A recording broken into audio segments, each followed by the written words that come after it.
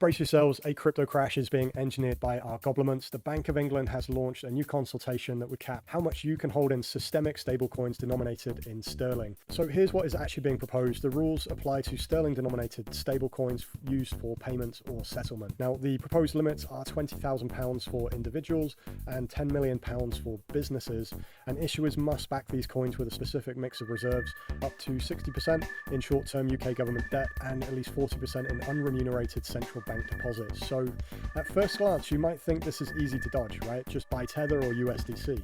Well, the Bank of England is explicitly saying it might expand these rules if they feel like non-sterling coins are becoming systemic in the UK. So that means if USDT becomes part of the UK payment flows, it could be capped later. So this is not a nothing burger. Now, the big question is, why do regulators care so much?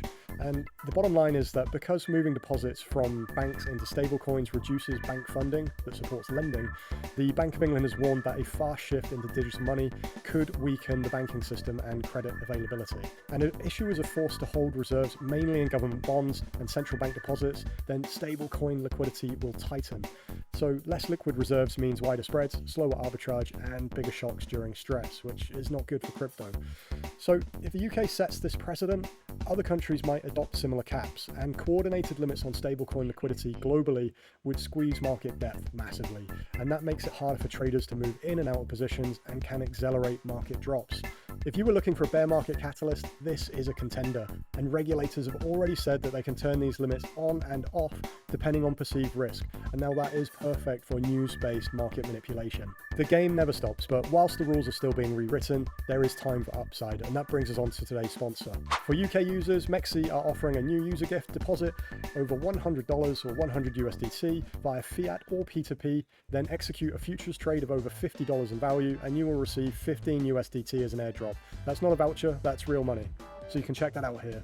And for existing users and also new users, you can take part in their Fiat and P2P festival, which includes guaranteed wins. Each task gives entries, every user wins, prizes from $1 all the way up to $5,000, again dropped off in your pocket in the form of USDT. And as I said, there's a 100% win rate, so you might as well take part.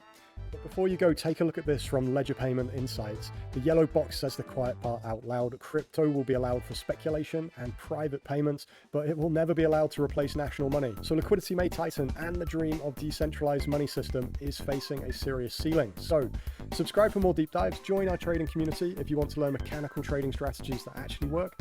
What happens next? Let me know in the comments. See you.